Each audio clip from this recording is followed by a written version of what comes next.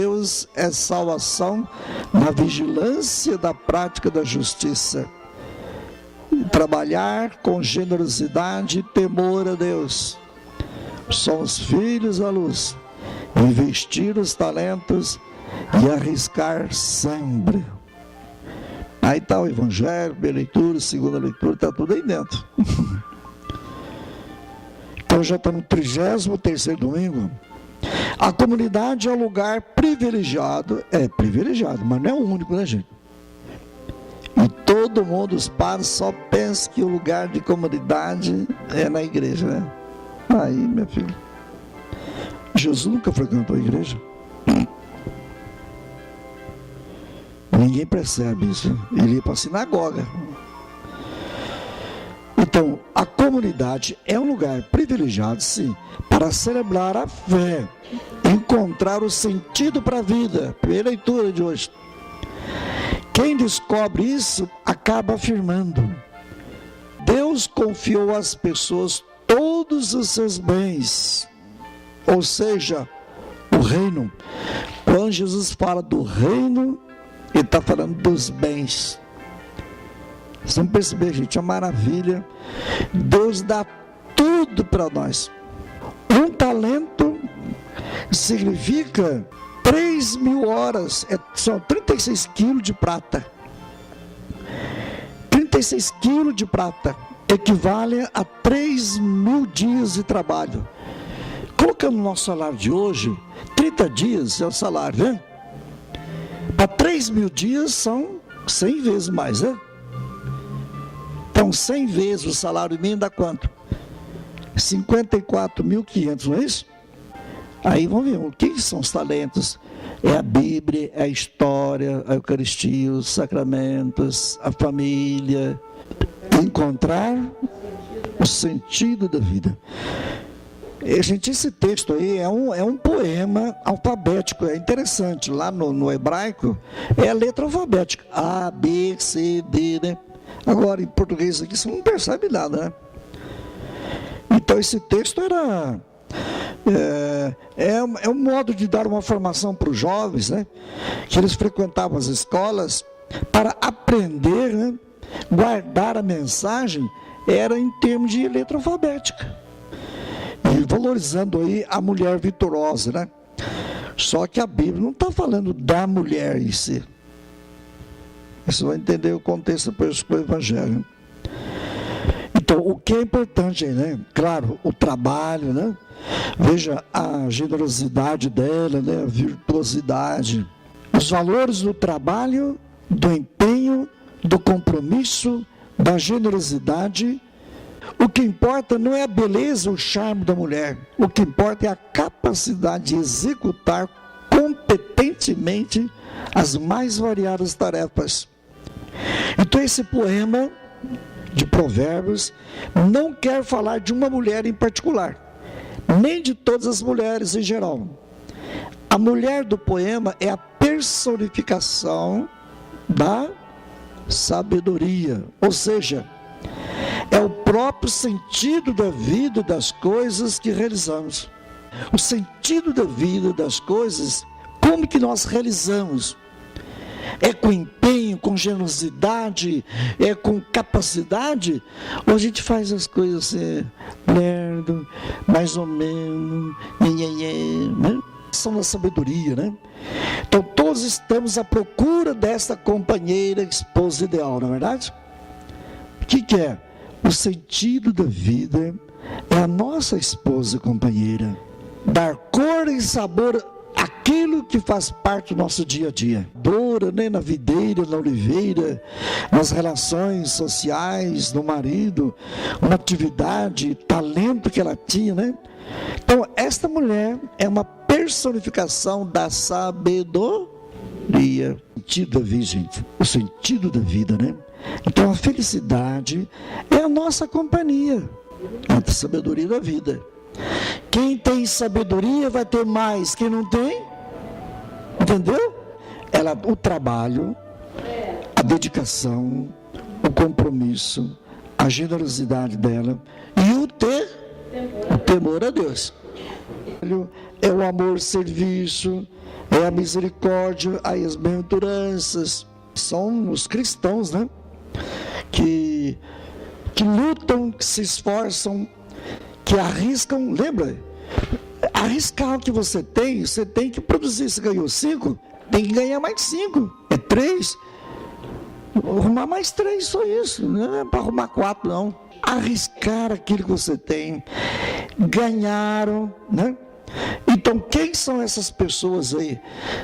Os que não aceitam a injustiça, lutam contra ela, não pactuam com o egoísmo, o orgulho e a prepotência. São os que têm coragem de lutar objetivamente aos projetos desumanos.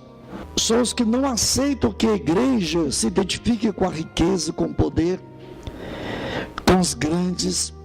São aquelas pessoas que se esforçam para tornar a igreja mais pobre, mais simples, mais humana, mais evangélica. São aquelas pessoas que não aceitam que a liturgia tem que ser solene, tem que ser mais simples, mais no nível do povo. Aí o livro de Sebes, né? Então essas pessoas são perseguidas, são condenadas, são desautorizadas, são reduzidas ao silêncio, são incompreendidos, porque arriscou tudo. Quem ganhou 5, mais 5. 3, 4, mais 4. 3, mais 3. 2, mais 2. Agora, aquele ganhou 1, covarde, enterrou o talento. Aí eu sou batizado, está muito bom.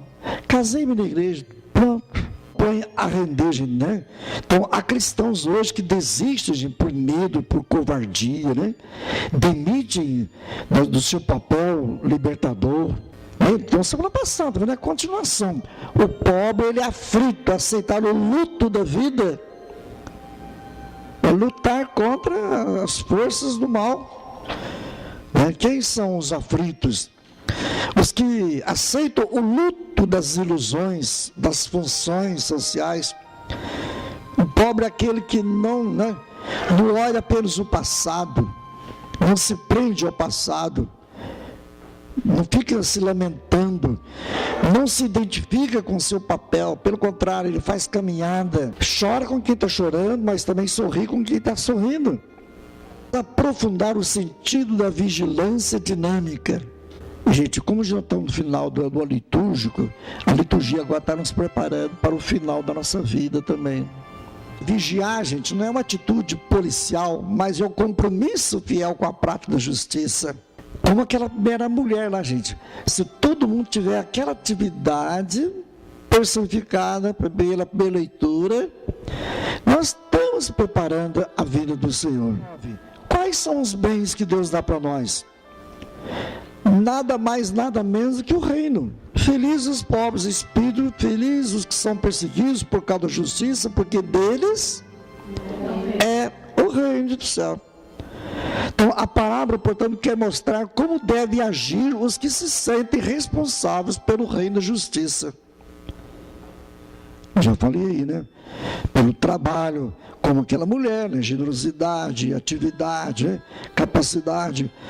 E atuação social nossa, religiosa, não deixar a igreja o orgulho, a prepotência, distanciar da realidade, né? Temos que nos tornar indispensáveis. Uma religião que não arrisca torna-se um cemitério. Talento, então, é aprender. Mas gênio é desenvolver-se. Assim, isso aqui é uma crítica. Então, o mundo aí gosta das pessoas talentosas, né? Mas pelo conhecimento, mas não tem sabedoria. Cômodo para ele enterrar o talento, né, do que investir. Então, a busca da segurança, ele vai enterrar o dinheiro, gente, medo de perder, ele medo de produzir outro, né? E faz pensar, então, nos conservadores no tempo de Jesus. Exatamente os fariseus, os doutores da lei, os sacerdotes, enterrando o talento. Deus está em entregar os seus bens às pessoas. Nada retém para si. Tudo o que ele tem, os 8 talentos da parábola, é entregue aos seres humanos. A sua fragilidade apresenta-se em forma de risco. Falando com o empregado mau e preguiçoso, ele dá a entender que conhecia o modo certo de multiplicar. Falou até, né? Não é justo, gente, é o justo, porque a vida vai ficando carente, mais cara, etc, né? Então, para não perder o valor, né? Então, é o justo, né? Deus ressalta sua grandeza. Os tessalonicenses se converteram, deixando os ídolos e voltando para Deus a fim de servir ao Deus vivo e verdadeiro. É Ele que nos liberta, gente, da ira futura, da ira, tá vendo, julgamento aí. Então, os tessalonicenses, muita gente naquela época ficava preocupado. Então Jesus vai vir, né? Então não precisa trabalhar mais. Atitude policialesca, né? Mas é uma atitude, né, atuante, né? É uma prática. Quando que Jesus vai vir? Gente, quando é que eu vou morrer? Não fica preocupado com quando. Como viver? E ponto final. Como esperar? Então, como preparar, né? São Paulo vai dar uma dica aí: abandonar os falsos ídolos. Traduz esses falsos ídolos aí, gente, né? De acordo com o Evangelho aí.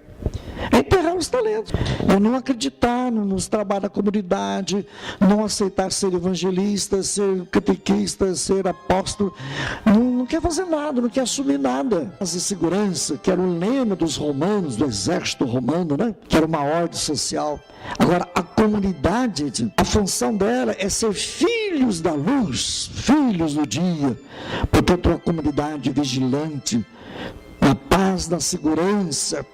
A sobriedade faz parte aí. Vigiar, número 16, né, macho? É abandonar os ídolos que envolvem a sociedade na noite da injustiça. Comprometer-se no serviço ao Deus vivo e verdadeiro. Isso que é vigiar. Assim que se espera o dia do Senhor. Não entra na igreja rezando, espera o fim do mundo. Então propicia um momento de reflexão aos que, obrigados ou não, se jogam inteiramente no ativismo. Que sentido tem isso? Que sentido tem a vida e as coisas que fazemos? Olha o exemplo daquela mulher lá, a personificação. Capacidade ótima, mas acima de tudo aquilo, ela vivia o temor a Deus. Depois, quando eu falo que estresse é pecado, por causa disso. Estresse porque você está no ativismo violento aí. Então, mesmo quando a gente está no ativismo, nas atividades materiais, nunca perder o rumo da sabedoria da vida, que é o temor a Deus. Então, é lutar pela justiça. Trabalhar positiva e negativamente a parábola dos talentos da vida da comunidade. Quais são os riscos enfrentados, as vitórias conseguidas, o medo e a busca de segurança que muitos de nós, né, têm uma imagem distorcida de Deus. Quanta gente não aceita, nem o convite, até para ser ministro não aceita. Essas pessoas, né, que multiplicam os talentos, né, são perseguidos, condenados, desautorizados, etc. Muitas vezes, no seu excesso de zelo, às vezes cometem erros de avaliação, fazem opções erradas. Apesar de tudo, Jesus diz-lhes: muito bem, servo bom e fiel, porque foste fiel em coisas pequenas, confiar-te-ei as grandes. A gente imagina, eu não preciso fazer isso aí, pode me dispensar disso aí, né? De trabalho pastoral, visita às casas, etc. Não, meu filho, o cristão é indispensável. Uma religião que não arrisca, uma religião cômoda, uma religião, como diz lá no meio, lá, né, que fica atrás de grandezas, né, de riquezas e poderes, né? Então, uma religião que não arrisca é que nem um cemitério. A gente vai no cemitério, nenhum defunto arrisca nada. Gênio é desenvolver-se. Então, é a vigilância. Nós estamos chegando no final do ano, e no final da vida também, né? Então, com a vigilância, com os nossos talentos, né? Com essa compreensão aí, aqueles valores lá da leitura da mulher, né? Que nós temos que enfrentar o nosso mundo, né?